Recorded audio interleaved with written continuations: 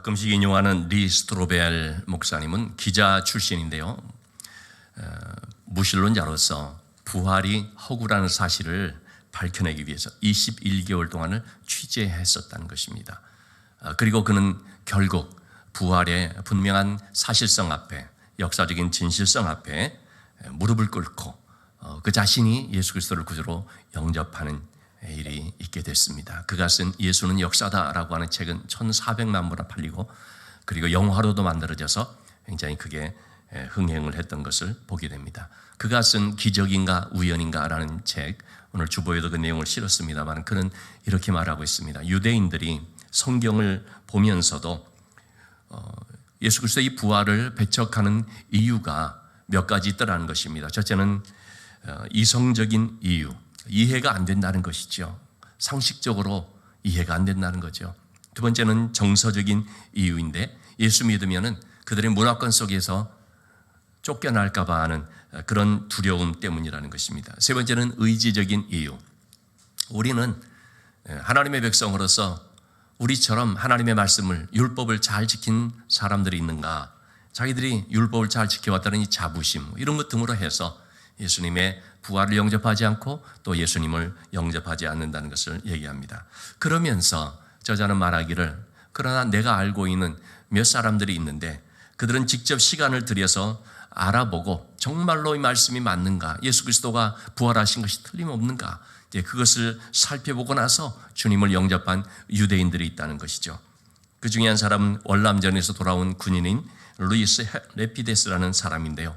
그는 노방 전도를 받고 성경에서 예수님을 찾고자 나섰습니다. 그리고 구약의 말씀을 보면서 정말 이 불가능할 것 같은 이러한 예언들을 다 성취한 분이 예수님이라는 사실을 발견하게 된 것이죠. 그래서 예수 그리스도를 자신의 구주로 영접하게 되었다는 것입니다. 또한 사업가였던 스탠 텔친이라는 분이 있는데, 이분은 대학을 보낸 딸이 그만 기독교에 들어가 버린 것입니다. 그래서 딸이 예수를 영접하자 기독교가 이단이라는 것을 폭로하기 위해서 나섰다고 합니다. 그리고 그렇게 하려면 뭐 좀 알아봐야 될 거 아니겠습니까? 자기 딸에는 조사했다는 것이죠. 그러다가 아내와 함께 예수 그리스도의 부활에 대해 확신을 갖게 되고, 그래서 주님을 만나서 지금은 목사님이 되었다는 것입니다. 여러분, 부활의 기적은요, 지금도 세계 각곳에서 각 개개인들에게 용서와 구속, 새 생명을 낳는 그런 기적을 계속 일으키고 있습니다. 예수님은 죽음에서 부활하신 생명의 주님이십니다. 그래서 주님이 가시는 곳은 항상 생명이 살아나는 역사가 나타납니다. 그래서 주님을 따르는 사람들의 행렬은 한마디로 생명의 행렬이라고 할 수 있습니다. 주님과 함께 가는 이 생명의 행렬이 어느 날 죽음의 행렬과 마주치는 일이 있게 됩니다. 나인이라고 하는 성에서, 이 나인이라는 곳은 예수님의 고향 나사렛의 좀 밑에 있는 동네입니다. 예수님이 주로 활동했던 가버나움이라고 하는 그곳에서 또 밑으로 내려간 곳이죠. 누가복음 7장은 가버나움에서 백부장의 종을 고치는 말씀으로 시작을 하는데, 그 가버나움에서부터 이제 나인이라고 하는 곳으로, 그 성으로 이제 들어가게 되는 바로 그런 상황이었죠. 12절의 말씀을 보니까요, 바로 이 성에서 나오는 사람들이 있었습니다. 한 죽은 자를 메고 나오는데, 그런데 이 죽은 사람이 누구냐면 한 과부의 하나밖에 없는 아들 청년이었던 것이죠. 여러분, 과부에게 있어서의 독자라고 하면 무슨 의미인지 알 수 있지 않습니까? 그 엄마에게는 이 아들이 아마 자기의 유일한 희망처럼 느껴졌을 것입니다. 그러면 나의 전부다라고 생각을 하고, 남편도 없으니까 아들 하나 그 보면서 그 아들을 낙으로 삼아서 그렇게 살았을지 모릅니다. 그런 아들이 죽은 거죠. 저는 잊을 수 없는 한 장례식이 있습니다. 23살 난 청년인데요, 전라북도 시골에서 나름 공부를 열심히 했기 때문에 서울의 한양대학 입학을 했습니다. 그리고 대학교 3학년 때 한 친구를 통해서 교회를 나오게 됐습니다. 그리고 예수 그리스도를 영접을 했습니다. 그리고 세례를 받았습니다. 그런데 그 후 아마 몇 달이 있었는지 모르겠습니다. 몸이 안 좋아서 병원에 갔는데 위암 말기 판정을 받았습니다. 깜짝 놀랐습니다.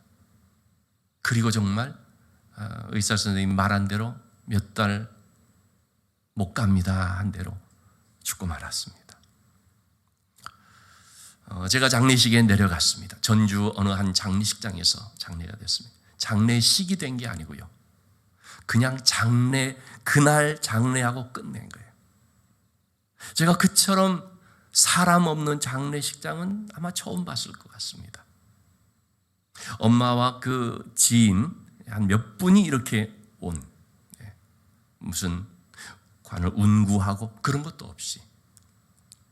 그런데 그 엄마는 과부였고 그 아들은 독자였습니다. 그 엄마의 마치 넋을 잃은 듯한 그 표정, 참 생생하게 기억이 됩니다. 뭐라고 위로를 할 수가 없습니다. 아마도 그 엄마는 무척 원망했을지 모르겠습니다. 예수 안 믿는 분이니까. 얘가 대학 가서 교회 나가더니 죽고 말았다, 이렇게 생각했을지도 모르겠습니다. 어쨌든 계속 끝날 때까지, 그리고 가서 안치하고 올 때까지 함께 제가 동행을 하면서, 함께 간 우리 청년들 몇과 동행하면서 장례를 마쳤던 기억이 납니다. 독자가 죽은 과부의 마음, 여러분 정말 어떠할까요? 그 무엇으로 위로가 되겠습니까? 누가 위로해 줄 수 있겠습니까? 예수님께서 13절의 말씀입니다. 그 과부를 보셨습니다. 그 깊은 슬픔을 보셨습니다. 그리고 불쌍히 여기셨습니다. 여기서 불쌍히 여기다는 말, 니조마이라는 단어인데요. 이 말은 많이 들어봤을 것입니다. 창자가 뒤틀리는 고통입니다. 소위 우리가 이걸 단장의 비애라고 말하지 않습니까? 끊을 딴자, 장자, 장이 끊어지는 고통. 주님은요, 그런 아픔으로 이 여인을 불쌍히 여긴 것입니다. 하나님께서는 죄로 인해 죽을 수밖에 없는 우리들, 그래서 깊은 슬픔과 절망 속에 울고 있는 우리들을 보셨습니다. 그래서 불쌍히 여기셨습니다. 그리고 예수 그리스도를 이 땅에 보내주신 것입니다. 주님은 우리의 모든 죄를 담당하셔서 십자가에서 죽으심으로 우리의 죄 문제를 해결하셨습니다. 그걸로 끝이 아니었죠. 그리고 주님은 죽음에서 부활하심으로 우리의 죽음의 문제를 해결하셨습니다. 우리에게 있는 가장 근본적인 두 가지의 문제, 죄 문제와 죽음의 문제가 예수님의 십자가와 부활을 통해서 완전히 해결이 되어버린 것이죠. 여러분, 우리의 구원은요, 이렇게 하나님께서 불쌍히 여겨주심으로 시작이 되었습니다. 마태복음 18장에 보면 18장 26절에 30절의 말씀 나오는 것처럼요, 1만 달란트를 빚진 사람이 주인에게 와서 사정하죠. 내가 도저히 갚을 수가 없는데 조금만 참아주시면 내가 갚겠습니다. 여러분, 1만 달란트는요, 지금으로 따지면요, 수조, 어떤 분들은 20조다 30조다 이렇게까지 얘기를 합니다. 엄청난 금액입니다. 이거 어떻게 갚습니까? 종이 이런 어려운 형편 속에 있었기 때문에 주인이 불쌍히 여겨 놓아줍니다. 그러자 이 종이 그 엄청난 빚을 탕감받았는데 나가서 어떻게 합니까? 자기에게 100데나리온을 빚진 동료를 만나서 왜 안 갚냐고 멱살을 잡고 끌어서 옥에 가둬버리고 말았습니다. 조금만 참아달라고 사정하는데 허락하지 않고 가서 옥에 가둬버립니다. 여러분, 주인이 종을 불쌍히 여겨서 그 엄청난 돈을 갚아줬는데요, 쉽게 말하면요, 몇백억을 탕감받은 사람이요, 몇만 원을 안 갚는다고 자기 동료를 옥에 가둔 셈이 된 것이죠. 자, 그러자 이 소식을 들은 주인이 어떻게 합니까? 주인이 그를 불러다가 말하죠. 악한 종아, 네가 빌기에 내가 너희 빚을 전부 탕감하여 주었는데 내가 너를 불쌍히 여긴 것 같이 너도 너의 동료를 불쌍히 여기는 것이 마땅하지 아니하냐. 그래서 주인이 노하여 그 빚을 다 갚도록 옥조들에게 넘겼다라고 말하고 있습니다. 여러분, 이 말씀을 통해서 우리에게 주시는 말씀이 뭐겠습니까? 하나님은 우리의 엄청난 그 죄의 빚을요, 다 탕감을 해줬습니다. 왜 탕감을 해줬습니까? 불쌍히 여겨서입니다. 그래서 하나님께서는 우리에게 내가 너를 불쌍히 여긴 같이 너도 다른 사람을 불쌍히 여겨라, 이 말씀을 하고 있는 것이죠. 여러분, 우리가 하나님 앞에 기도한다는 게 뭐겠습니까? 하나님, 저를 불쌍히 여겨주세요 라고 하는 것입니다. 이런저런 많은 문제들이 있지만 그 세세히 다 말하지 못한다 할지라도 하나님 앞에 나와서 하나님, 저를 불쌍히 여겨 주옵소서. 우리가 어떻게 해서 하나님께 응답을 받습니까? 하나님께서 우리를 불쌍히 여겨주시기 때문입니다. 우리가 뭘 잘해서, 우리가 어떤 열심히 있는 노력 때문에 뭐 그런 공로로 해서 은혜를 입고 그런 것이 아니죠. 하나님 앞에서 그런 것들은요, 전혀 기준에 미치지 못합니다. 오직 하나님의 그 긍휼, 불쌍히 여겨주시면 우리가 은혜를 입는 거거든요. 그런 점에 있어서 하나님은 우리 또한 다른 사람에 대해서 불쌍히 여기기를 원하시는 거죠. 그것이 바로 사랑인 것이죠. 자비인 것이죠. 주님은 과부를 불쌍히 여기셨습니다. 그리고 나서 어떻게 했습니까? 과부에게 말씀하셨죠. 울지 말라. 여러분이 울지 말라라고 하는 것은 슬픔에 빠진 그 사람에게 그냥 울음 그쳐라 라고 간단하게 말하는 그런 것이 아니죠. 불교에서는요, 이 슬픔에 빠진 자에게 뭐라고 대답을 줍니까? 너만 슬픔에 빠진 것이 아니다. 세상을 한번 잘 돌아다녀봐라. 죽음 앞에 눈물 흘리지 않는 사람이 아무도 없다. 인생은 그런 것이다. 인생은 다 살다가 슬픔에 빠져서 결국은 늙고 병들어 죽는 것이다. 그거 알고 위로받아라. 이것이 바로 불교의 가르침이죠. 다 그런 것이니까, 인생이 그런 것이니까 그거 알면은 마음을 비우게 된다. 이런 식으로 사실 굉장히 공허한 말이죠. 듣기에는 고상해 보이고 뭔가 철학이 있는 것 같이 보이지만 솔직히 말하면 공허한 말이죠. 무슨 그 말이 위로가 되고 무슨 그 말이 능력이 되겠습니까? 주님은 울지 마라 말씀하십니다. 마가복음 5장 38절 39절 말씀에도 보면 주님께서는요, 회당장 야이로의 딸이 죽어서 사람들이 그것 때문에 막 울고 통곡하고 그럴 때 울지 말라 말씀하시거든요. 그들에게 이르시되 너희가 어찌하여 떠들며 우느냐? 울지 마라. 여러분, 주님이 그렇게 말씀하시는 것은 공감 능력이 부족해서 상황 파악이 안 돼서 말하는 것이 아니죠. 주님이 그렇게 말씀하시는 것은 분명한 이유가 있기 때문입니다. 주님이 그 울음을 그치게 해주신다는 뜻입니다.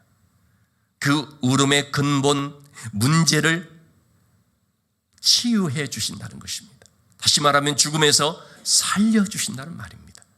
그래서 주님은 야이로의 딸을 소녀야 일어나라. 그래서 죽은 아이를 일으켜 세우시기도 했죠. 오늘 말씀도 주님께서 울지 말라 말하는 것은 너의 울음이 그쳐지게 내가 역사한다 라는 그 말씀을 하고 있는 것입니다. 여러분, 부활하신 주님은요, 바로 우리의 근본적인 울음을 그치게 해주시는 분이십니다. 그래서 주님이 가시는 곳에는 죽음의 행렬이 딱 멈춰지게 되는 것이죠. 죽음이 생명에 삼킨 바가 되고요. 생명이 살아나는 이런 놀라운 역사들이 나타나게 됩니다. 주님은 14절의 말씀, 가까이 가서 그 관에 손을 대셨습니다. 관이라고 하면 우리와 같은 그런 관이 아니고요. 유대인들의 장례 풍속은 시신을 이렇게 동여서 다 보이게끔 이렇게 합니다. 시신에게 손을 댄 것이죠. 사실 여러분, 시신에게 손을 댄다는 것은 율법적으로 보면 부정한 행위입니다. 죽음과 접촉하는 것이기 때문에. 그런데 주님께서 그 시신에 손을 대는 것은 어떤 의미가 될까요? 그것은 죽음을 떠안는다는 말입니다. 주님이 병든 자에게 손을 대시면요, 그 병을 내가 떠안는다는 말씀이 돼서 질병이 주님에게로 오고, 그리고 질병을 가진 사람은 고침을 받는 역사가 나타나는 거죠. 죽은 자를 주님이 만지시는 것은 그 죽음을 내가 떠안는다는 말씀이거든요. 그럼으로써 그 죽은 자는 살아나게 되는, 생명을 얻게 되는 역사가 나타납니다. 여러분, 이것이 바로 주님이 우리를 만져주시는 그런 의미인 것입니다. 거룩한 자가 부정한 것을 만지면 그 부정한 것이 그 사람에게로 임하게 되어버리지만, 주님이 부정한 것을 만지면 주님의 거룩함이 그 부정한 자에게로 가게 되는, 바로 이러한 능력, 역사가 나타나는 것이죠. 이어서 주님은 청년을 향해서 이렇게 말씀하시죠. 내가 너에게 말하노니 일어나라. 여러분, 싸늘한 시신으로 있는 이 청년에게, 살아있는 사람에게 말하듯이 청년아, 너에게 말하노니 일어나라 말씀하셨습니다. 여러분, 이 말씀은요, 말씀으로 세상을 창조하신 하나님의 권능의 음성입니다. 빛이 있으라 하시니까 빛이 있는 것처럼 이 하나님의 말씀으로 생명이 들어가서 그것이 살아나는 것 같은 이러한 놀라운 역사가 나타나게 되는 거죠.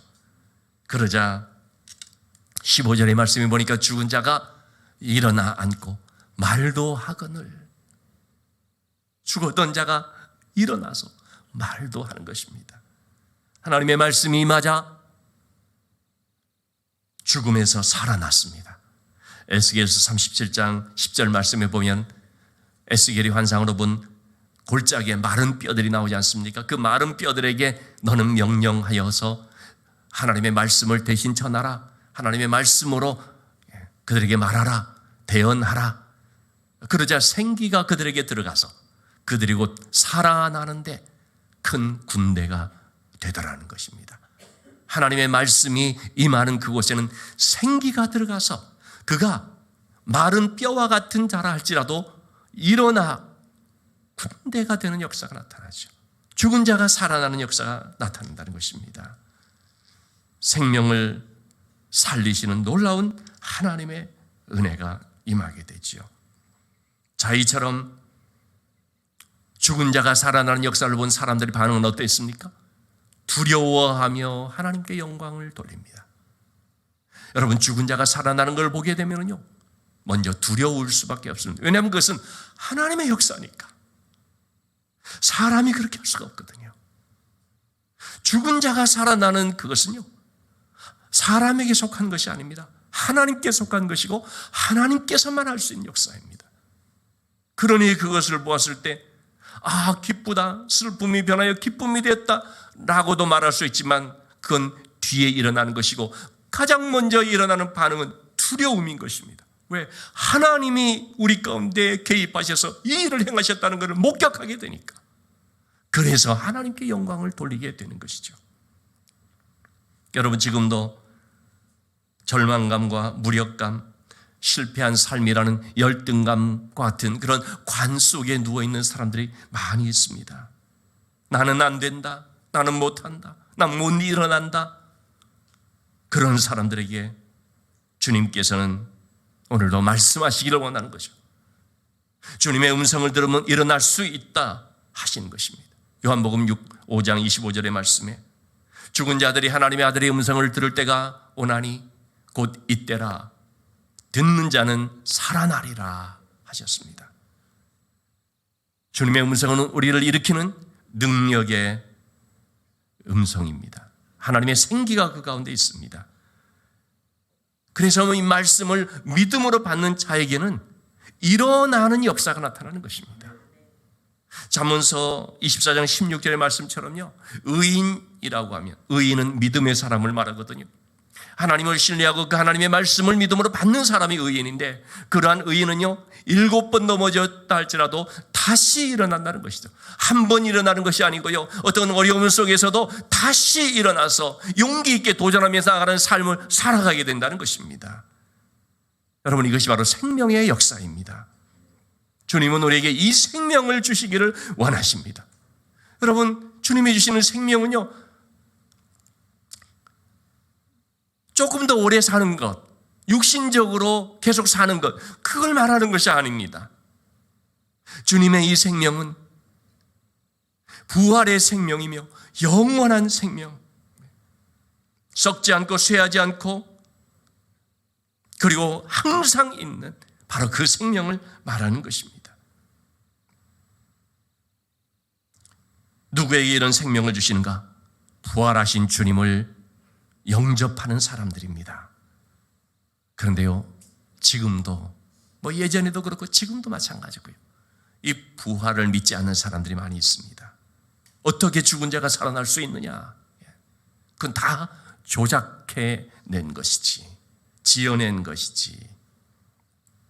그러면서 안 믿으려고 하죠. 크레이그 키너 박사는 굉장히 세계적인 석학이거든요. 한때 그리스도인이었다가 지금은 믿지 않는 한 교수와 변론했던 일을 얘기합니다. 그 교수에게 예수 그리스도의 부활에 대해서 열심으로 증거를 제시했다는 것입니다. 충분히 믿을 만한 것들을, 그럴 근거가 되는 자료들을 주면서 이런데 왜 못 믿느냐? 이 틀림없는 사실이 아니냐? 그러면은 이게 학문적으로 대화를 하고 변론을 하고 변증을 하고 그렇게 되는 거 아니겠습니까? 자기도 근거를 가지고 이래서 내가 안 믿는다 반박을 하든가 그렇게 해야 될 거 아니겠어요? 그런데 그게 아니라 이러한 증거로 제시하는 것들을 그냥 무조건 보지 않고 안 믿는다는 거예요. 좀 읽어보면 되잖아요. 근데 무조건 보지 않고 안 믿는다는 거죠. 그래서 이렇게까지 얘기했다는 것입니다. 그러면은 죽은 사람이 만약에 당신 눈앞에 살아오게 된다, 살아난다면 그럼 믿겠느냐? 그랬더니 하는 말이 그래도 안 믿는다. 그래서 이거는 그냥 안 믿기로 작정했다는 거죠. 그런 일이 있을 수 없다는 이 선입견에 막혀서 그냥 안 믿기로 정해버린 거죠. 증거가 있는데 안 믿는다는 것은 뭡니까? 단지 그 사람의 마음이 완악해서 안 믿는 것뿐인 거죠. 길 위에 길을 내다라는 책을 요즘 제가 보고 있는데, 이 책을 펴낸 사람은 이 책은 내용은 미주 이민 한인 역사 가운데 16명의 특별한 사람들을 이제 이렇게 한 사람씩 이렇게 했습니다.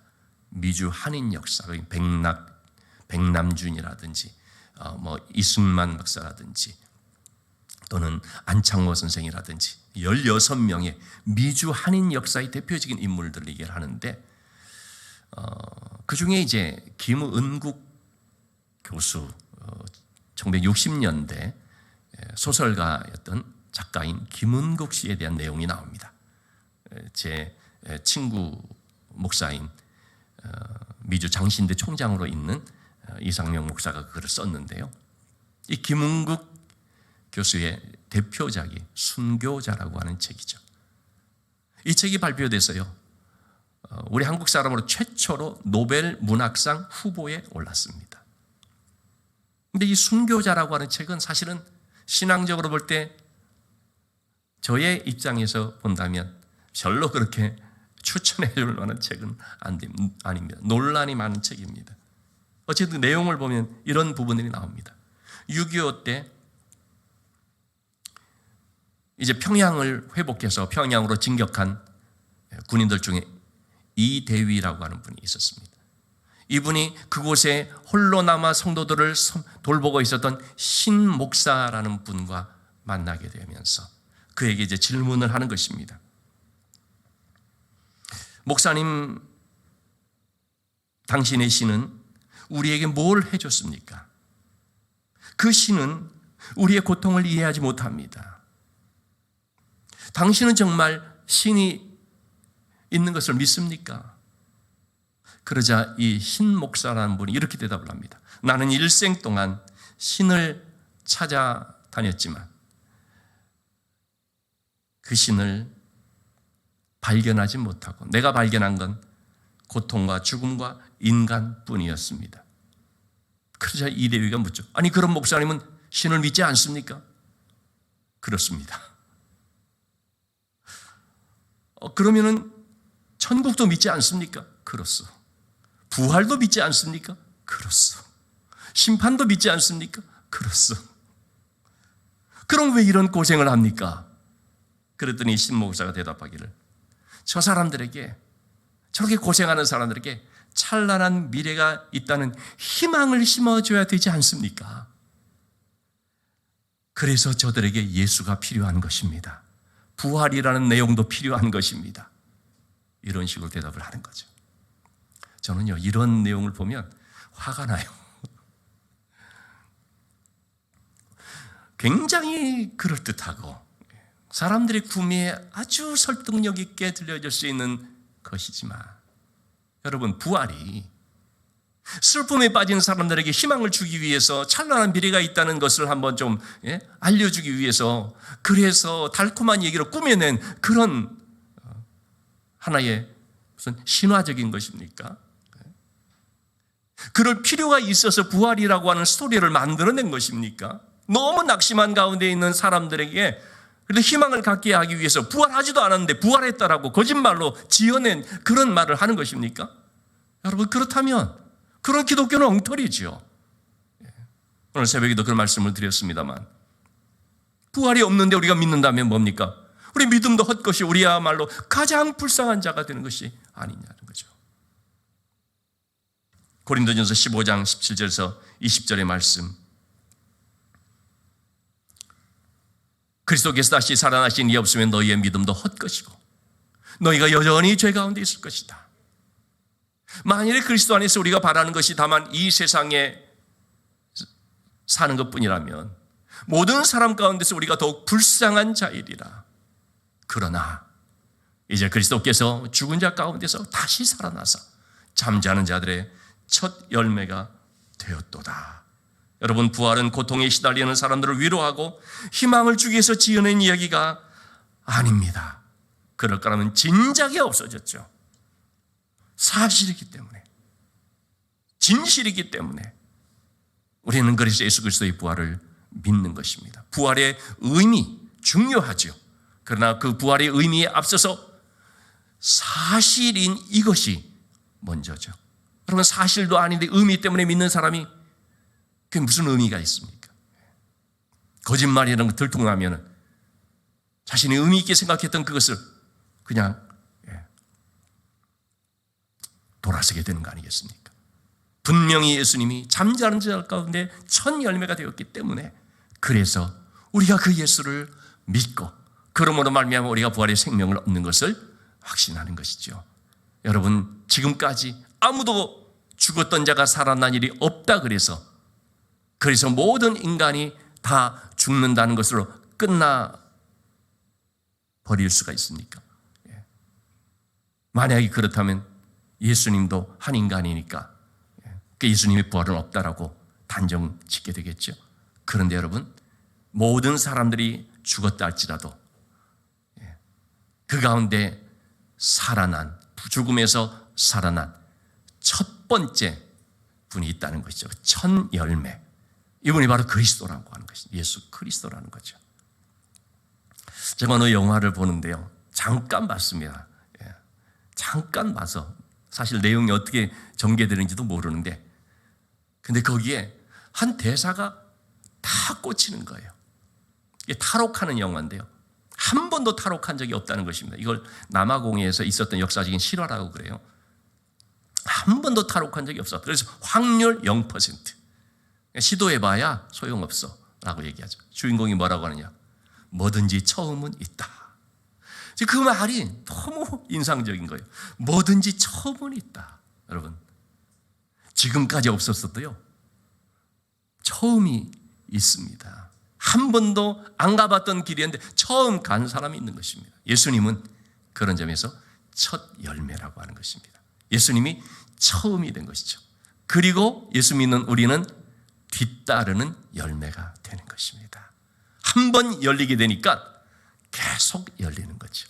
예수 그리스도의 부활은 모든 인생들로 하여금 무덤을 열어제치고 예수님만 부활하는 것이 아니라 예수 믿는 모든 사람들이 다 부활의 생명을 갖고 부활의 은혜를 입게 된다는 것을 나타내 보여주는 사건이 되는 것입니다. 그래서 우리가 다 주님을 따라서 부활의 열매가 되는 것이죠. 우리는 주님의 두 가지의 말씀을 기억해야 되겠습니다. 하나는 울지 말라 말씀하시는 모든 눈물을 씻어주신 사랑의 음성입니다.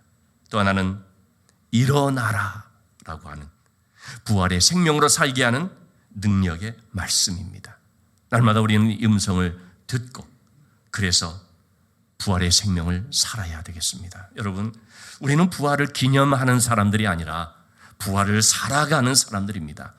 삶이 변화되지 않고 부활을 기념하기만 한다는 건 아무 의미 없습니다. 오늘 부활절, 이거 뭐 연례적으로 한번 이렇게 행사하고 끝나버리는 것, 그럴 수 있는 거 아닙니까? 그것은 우리의 부활의 삶과 아무 관계가 없는 것입니다. 부활을 살아가야 되는 것이죠. 유진 피터슨이라는 목사님은 목회자들의 목회자다라는 말을 들을 정도로 굉장히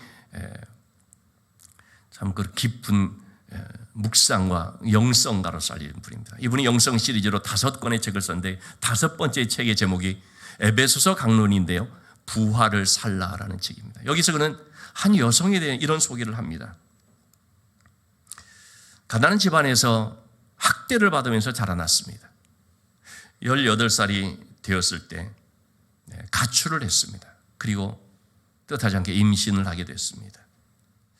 애를 어떻게 키워야 할지 몰라서 방황을 했습니다. 술을 마시기 시작했습니다.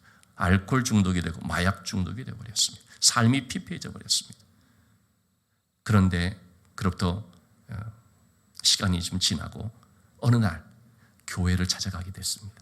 주님을 만났습니다. 삶이 바뀌기 시작했습니다. 아이와 함께 주님을 따르려고 몸부림을 쳤습니다. 그런데 그를 힘들게 한 것은 바로 교회, 성도들이었습니다. 그를 환영해주고 차별해서가 환영해주지 않고 차별해서가 아닙니다. 환영해줬습니다. 문제는 뭐냐? 예수님의 이름으로 새 생명 얻음을 알아도 그 생명 안에서 어떻게 자라고 부활의 증인으로 살아갈 수 있는지 관심도 없고 능력도 없더라는 것입니다.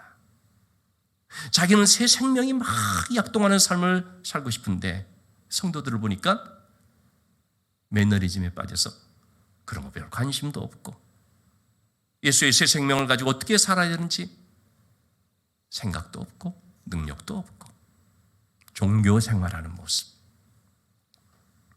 여러분, 어쩌면 우리는 기성신자라고 하는 우리가 그런 말을 들을 수 있을지도 모릅니다. 이제 갓 뜨겁게 주님을 만나서 믿음으로 살고자 하는 사람들 눈에 기존 성도들은 너무나 시험 드는 사람이 되어버릴지도 모릅니다. 우리 그런 거 경험을 했지 않습니까? 내가 막 그냥 뜨겁게 하려고 하는데 기존 성도들은 뭐 그냥 긴가민가 하면서 안일한 가운데 있는 그런 거. 그러면서 하는 말이 너도 좀 지나봐. 다 그렇게 돼. 격려해 주진 못할 망정. 그런 일들이 있을 수가 있죠. 여러분, 우리는 부활을 아는 것이 아니라 부활을 살아가야 됩니다. 부활을 기념하는 자가 되지 말고 이 부활의 생명을 가지고 살 수 있어야 됩니다. 그게 뭡니까? 말씀 안에서 계속 자라가는 것이고요. 어떤 어려움을 만나도 믿음으로 그를 이겨나가는 생명력 있는 삶이고요. 특별히 하나님의 거룩함을 가지고 살기를 힘쓰는 것이고, 그리고 무엇보다도 부활의 증인으로 복음 전하는 것입니다. 여러분, 이러한 부활의 삶을 우리가 아는 것만이 아니라 살아가는 능력의 성도들이 될 수 있기를 주님의 이름으로 축원합니다. 기도하시겠습니다.